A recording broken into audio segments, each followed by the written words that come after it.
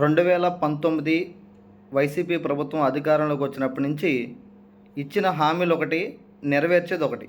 ముఖ్యంగా విద్యా రంగానికి సంబంధించి అమ్మఒడి, జగనన్న వసతి దీవెన ఇవన్నీ ఇచ్చి స్కూల్స్కి రంగులు వేసి ఉన్న టాయిలెట్లు అవి బాగు చేసి ఆ చిక్కీలు అవి ఇచ్చి మెయిన్ అక్కడ పాఠం చెప్పే ఉపాధ్యాయుడు లేకుండా 5 సంవత్సరాల నుంచి ఒక డిఎస్సి నోటిఫికేషన్ కూడా ఇవ్వకుండా అది నిర్లక్ష్యం చేసి మళ్ళీ ఐబీ ఎడ్యుకేషన్ తీసుకొస్తాం, ఇంకా విద్యారంగాన్ని బలోపేతం చేస్తామని మళ్ళీ ఈ కబుర్లు చెప్పడం ఎందుకు?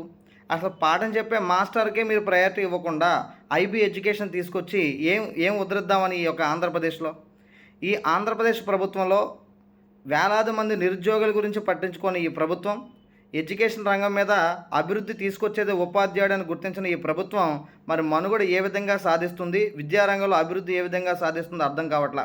ఇవాళ ఇచ్చినటువంటి 6,100 పోస్టులు ఆంధ్రప్రదేశ్లో మెగా డిఎస్సి ఇస్తానని చెప్పి 6,100 పోస్టులు ఇస్తే కొన్ని జిల్లాలకు 0 పోస్టులు కనబడుతున్నాయి. వెస్ట్ గోదావరి 0 ఎస్జిటిలు, west Godavari assistant social school assistant social 1 post, east Godavari 0 SGT, Krishna 0 SGT.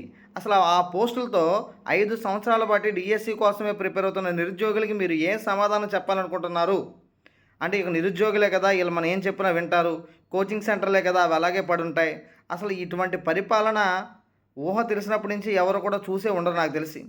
అభివృద్ధి చేస్తున్నామని చెప్పి అభివృద్ధి లేకుండా ఆ దాన్ని మీరు చేసిన దాన్ని అభివృద్ధి అని చెప్తున్నారు. అసలు నాకు అర్థం కావట్లా.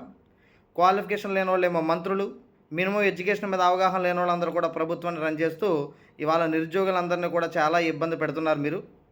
దీనికి సంబంధించినటువంటి భారీ మూల్యం మీరు చెల్లించుకోక తప్పదు మీకు. సో ఏదైనా అవకాశం ఉంటే మెగా డిఎస్సి ఇచ్చే ప్రయత్నం చేయండి, ఇతర ఉద్యోగాల భర్తీ గురించి ఆలోచించే ప్రయత్నం చేయండి. విద్యారంగం అభివృద్ధి చెందాలంటే ఒక ఉపాధ్యాయుడి ద్వారానే అవుతుందన్న విషయం మాత్రం ఖచ్చితంగా మీరు గుర్తించాలని ఈ సందర్భంగా తెలియజేస్తున్నాం.